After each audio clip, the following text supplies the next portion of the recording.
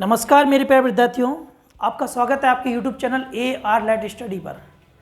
जैसा कि बच्चों आपने पीछे की कुछ वीडियो में बहुत कुछ सीखा, उसके माध्यम से बहुत कुछ आपने जानकारियाँ इकट्ठी करी होंगी मेरे बच्चों, और उम्मीद करते हैं कि आपका ये त्यौहार जो आपने रक्षाबंधन मनाया था बहुत शानदार बहुत जानदार रहा होगा मेरे बच्चों। जैसा कि बहुत सारी जानकारियाँ इकट्ठी करने के बाद, बहुत कुछ सीखने के बाद आज हम उस नए सिरे नए पद पर पहुँचे हैं जहाँ की बहुत अच्छी शुरुआत हम लोग करने वाले हैं मेरे बच्चों।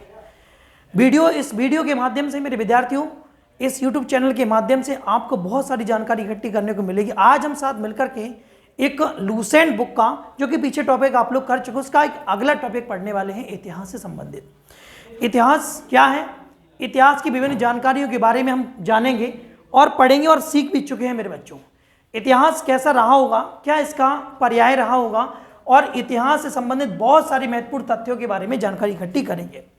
जैसा कि विद्यार्थियों हमने पीछे की वीडियो में जाना कि भारतीय इतिहास कैसा रहा होगा, भारतीय इतिहास जिस प्रकार से रहा, कैसे भारत का नाम पड़ा होगा, भारतीय इतिहास सिंधु सभ्यता से हिंदू और हिंदू सभ्यता से किस प्रकार से सभ्यता का विकास हुआ होगा, किस प्रकार ये सभ्यताएं नदियों के किनारे विकसित हुई और पूरे भारत में बारी बारी से धीरे धीरे से पूरे भारत में फैल गई मेरे बच्चों। ये इतिहास विभिन्न प्रकार के स्रोतों के माध्यम से हमें मिला है और विभिन्न प्रकार के स्रोतों से हमने जाना है। ऐतिहासिक ग्रंथों के बारे में बहुत कुछ हम जान चुके थे जिनसे हमें इतिहास का पता चला मेरे बच्चों। हम आपको बताएं कि पीछे के कई वीडियो के माध्यम से, जो कि प्ले लिस्ट में पड़ी हैं, आप पीछे जाकर के सारी वीडियो को जरूर देखें, जिससे आपको बहुत बहुत महत्वपूर्ण जानकारी प्राप्त होने वाली है मेरे बच्चों। देखिए मेरे बच्चों, ये जितना भी पीछे सीख चुके थे, जितना भी हमने जाना था, आपने बारी बारी से कॉपी में नोट्स पेन लेकर के बना के लिख लिया होगा मेरे बच्चों। आज नए सिरे से नए पॉइंट की ओर बढ़ेंगे, जिसमें आपको पढ़ने को मिलेगा विदेशी यात्रियों से विभिन्न प्रकार की जानकारियां हम इकट्ठी करने वाले हैं। और सबसे पहले इन विदेशी यात्रियों के द्वारा, विदेशी यात्रियों के माध्यम से जो भारतीय इतिहास लिखा गया है उसकी जानकारी इकट्ठी करेंगे। उसमें सबसे पहले पढ़ने वाले हैं यूनानी और रोमन लेखक के बारे में मेरे बच्चों। इन विदेशियों के माध्यम से कैसे इतिहास का पता चलेगा, इन विदेशियों के माध्यम से कैसे हम इतिहास की जानकारी इकट्ठी कर पाएंगे मेरे बच्चों। आज हम एक एक पॉइंट, एक फैक्ट बड़ी आसानी से सीखेंगे और बोर्ड पे जितना भी लिखा है मेरे बच्चों आप उसको नोट कर लीजिएगा, एक कॉपी पेन साथ में रखिएगा। ये लूसेंट की बुक का पूरा निचोड़ आपको देने वाले हैं मेरे बच्चों। लिखना शुरू करेंगे। मैं मानता हूँ आपका त्यौहार बड़ा जानदार बड़ा शानदार रहा होगा मेरे बच्चों, और आपने मस्ती से मस्त तरीके से इस त्यौहार को सेलिब्रेट किया होगा। आप लौट के आते वापस अपनी उन्हीं चीज़ों पर, उन्हीं पढ़ाई के क्षेत्र में वापस लौट के आते और शुरुआत करते वहाँ से जहाँ हमने पीछे छोड़ा था। मेरे विद्यार्थियों, ये बोर्ड स्मार्ट नहीं है, लेकिन यहाँ टीचर स्मार्ट खड़ा है। स्मार्ट तरीके से पढ़ने वाले बच्चों यहाँ से शुरू करते हैं नए पॉइंट के साथ। तो भारतीय इतिहास में एक पॉइंट हम जोड़ने वाले हैं मेरे बच्चों। यूनानी रोमन लेखकों के माध्यम से हम बताने वाले हैं कि किस प्रकार से इन्होंने भारतीय इतिहास लिखा होगा, किस प्रकार से भारतीय इतिहास की जानकारी हमें मिली होगी। सबसे पहले बात करेंगे हम टोशियस की मेरे बच्चों। ये टोशियस एक प्रकार से राजवैद हुआ करते थे, काहे के, ईरान के। ये टोशियस राजवैद थे, किसके, ईरान के राजवैद थे। आप कहोगे सर इनसे भारत की क्या जानकारी, या भारतीय इतिहास में इनको क्या मिला होगा, या भारतीय इतिहास में इनका क्या योगदान रहा होगा। देखिए मेरे बच्चों, भारतीय इतिहास में इन विदेशियों का योगदान कैसे रहा है, एक पॉइंट की नज़र में हम समझने की कोशिश करेंगे। देखो मेरे बच्चों, एक छोटी सी कहानी है। जब कोई विदेशी, या मैं आपसे ही क्वेश्चन पूछता हूँ और समझने की कोशिश करेंगे। जब कोई आपका रिश्तेदार आपके घर आता है, आपको पता है, और घर आने के बाद जब वो मीठी मीठी बातें करके अपने पड़ोसियों, अपने आसपास के लोगों के बारे में गुणगान करता, आपको बताता है कि इस तरीके के मेरा पड़ोस का पर्यावरण और इस प्रकार से मेरे पड़ोस के लोग हैं, तो वो दूसरे शहर का आपका रिश्तेदार आपके शहर में आकर के उस पूरे शहर की जितनी भी उसको जानकारी है वो आपको बताता है, वर्णन करता है। इसके माध्यम से आप जान पाते हो कि वहाँ के बारे में, वहाँ के लोगों के बारे में, वहाँ की चीज़ों के बारे में। उसी प्रकार से इतिहास भी लिखा गया। विदेशी आए, भारत में राजदूत के माध्यम से रहे, और इन्होंने कुछ राजदूत थे, कुछ बुलाए गए थे, कुछ वैद्य थे, कुछ राजवैद्य थे, कुछ और भी लोग थे जो भारत में आकर के बसे, और इन्होंने यहीं रह करके भारतीयों का इतिहास लिखा है, भारतीय इतिहास के बारे में बताया। तो सबसे पहले हम बात करेंगे आपके टोशियस की। टोशियस एक राजवैद्य थे जो कि ईरान के हुआ करते थे, भारत में आए और भारत में बस गए। भारत में रहने के बाद इन्होंने मौर्यकालीन और उससे पहले की काफ़ी सभ्यताओं के बारे में थोड़ा थोड़ा अपनी बुकों में लिखा है। अपनी इन बुक के माध्यम से इन्होंने बताया कि किस प्रकार से मौर्य काल से पहले का शासन रहा होगा, कैसे जीवन शैली रही होगी और कैसे लोगों ने अपना जीवन यापन किया होगा मेरे बच्चों। इसके बाद दूसरा नाम आपके सामने जुड़ता है हेरोडोटस। आप सभी जानते हैं कि हेरोडोटस एक इतिहास के पिता हैं। इतिहास के जनक किसी को अगर कहा जाता है तो वो हेरोडोटस को कहा जाता है। हेरोडोटस मैं बात करूं तो ये इतिहास के पिता इनको कहा जाता है, इतिहास का जनक हेरोडोटस को कहा जाता है। और इनकी एक पुस्तक थी जिसका नाम था हिस्टोरिका। मेरे बच्चों, इनकी एक पुस्तक थी जिसका नाम था हिस्टोरिका। इस हिस्टोरिका में आपको 5वीं शताब्दी के भारत ईरान के संबंध में वर्णन मिलता है मेरे बच्चों।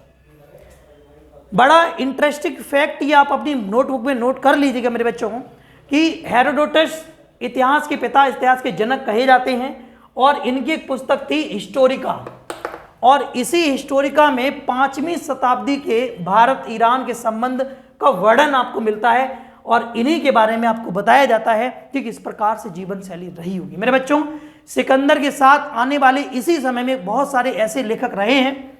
जैसे मैं बात करूं नियार्कस, एक और हैं अनेस क्रिस्टस।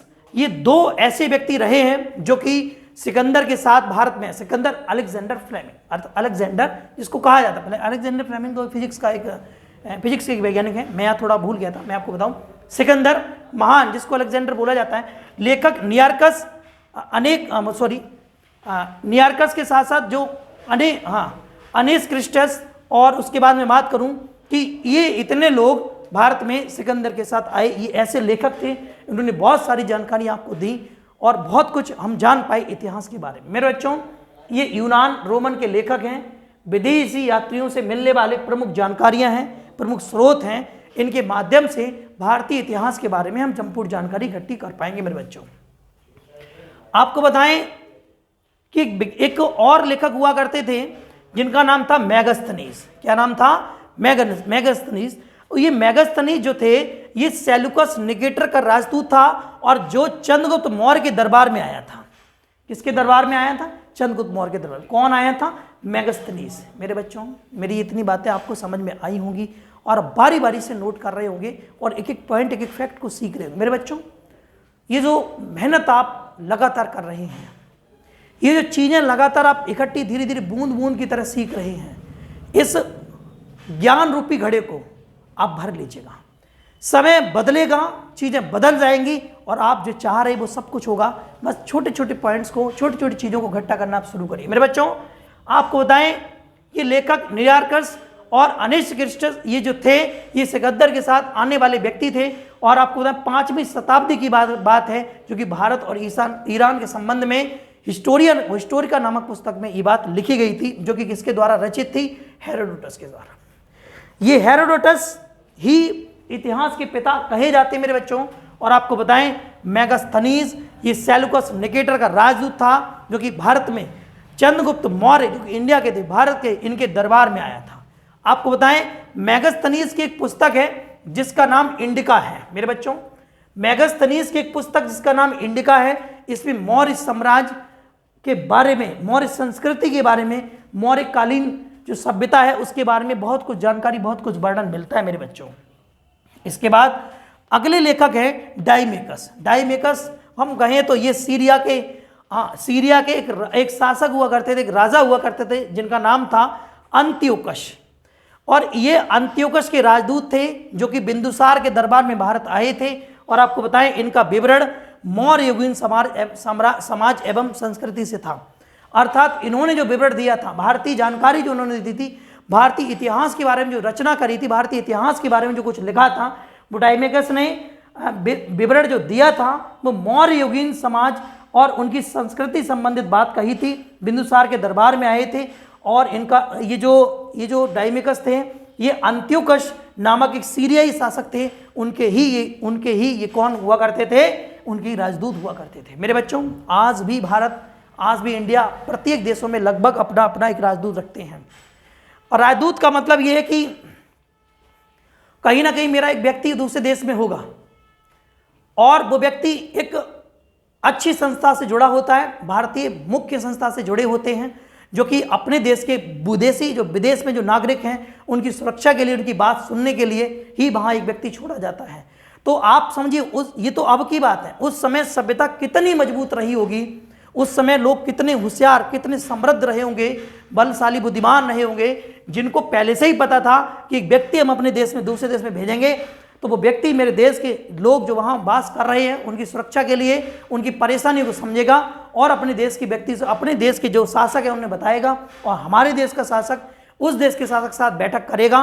उस बैठक में उन व्यक्ति को जो समस्याएं हो रही हैं उनका निस्तारण किया जाएगा। मेरे बच्चों, आप समझिए उस समय विदेशी भारत में थे और भारत फिर विदेशियों में रहे होंगे, क्योंकि हमने ये बात कहाँ से वर्णित करी है, जब ये वर्ड मिला हमें, जब ये शब्द मिला राजदूत के रूप में, तब हमने जाना। अब यहां से क्वेश्चन कैसे बनेंगे समझ लो। सबसे पहले क्वेश्चन बनेगा कि टेशियस नाम का एक लेखक था, एक यूनानी या रोमन लेखक थे, ये किस प्रकार के व्यक्ति थे आप बताओगे। ये ईरान के राजवैद थे, पहला क्वेश्चन। दूसरा क्वेश्चन, हेरोडोटस, इन्हें इतिहास के रूप में इनको क्या कहा जाता है, इतिहास के जनक या इतिहास का पिता। क्वेश्चन बनेगा इतिहास का पिता किसे कहा जाता है, आप बताओगे हेरोडोटस को इतिहास का पिता कहा जाता है। अब आपसे क्वेश्चन बनेगा इतिहास के जो पिता हैं वो हेरोडोटस है, बिल्कुल सही, लेकिन इनके द्वारा एक पुस्तक लिखी गई थी मेरे बच्चों, उस पुस्तक का नाम क्या था, आप बताओगे हिस्टोरिका। अर्थात हिस्टोरिका एक ऐसी पुस्तक थी जिसमें हेरोडोटस ने 5वीं शताब्दी के भारत और ईरान के संबंध के बारे में वर्णन किया था। आपको बताएं कि एक क्वेश्चन और बनेगा कि सिकंदर के साथ भारत आने वाले 2 लेखकों के नाम बताइए, और वो 2 लेखक कौन कौन से हैं। और भी कई हो सकते, लेकिन हमने यहाँ केवल लूसेंट के माध्यम से जो 2 लेखक थे हमने आपको बताया, एक तो नियार्कस थे और एक थे अनेस क्रिस्टस, ठीक है ना, ये 2 व्यक्ति थे, आपको बताएं। फिर अगला क्वेश्चन बनेगा मेगास्थनीज, ये सेल्यूकस निकेटर का राजदूत था। आपसे क्वेश्चन पूछा जाएगा कि सेल्यूकस निकेटर के राजदूत कौन थे, आप बताओगे मेगास्थनीज था। अच्छा, अगला क्वेश्चन बनेगा चंद्रगुप्त मौर्य के दरबार में किस राजदूत को स्थान मिला था, जो कहाँ के वासी थे, आप बताओगे सेल्यूकस निकेटर एक राजदूत थे, जो कि मेगास्थनीज इनका नाम था, यूनान रोमन के लेखक हुआ करते थे। मेरी बात समझ में आ गई सभी को, ठीक है मेरे बच्चों। मुझे उम्मीद है मेरी ये लाइन है, मेरी ये क्वेश्चंस, मेरी ये पॉइंट्स आपको बड़ी बेहतरीन तरीके से समझ में आए होंगे। इसी प्रकार से प्रश्न बनते रहेंगे, इसी प्रकार से सॉल्यूशन करते रहेंगे आप। लूसेंट की पूरी बुक का निचोड़ बारी बारी से धीरे धीरे हम आपको इस टॉपिक में देते रहेंगे। मेरे बच्चों, ये टॉपिक, ये चीज़ें आप नोट कर लीजिएगा और इनको संरक्षित कर लीजिएगा, और तसल्ली से इनको नोट करने के बाद, एक बढ़िया सा नोट करने के बाद उनको डेली फास्ट रिवीजन करते रहें।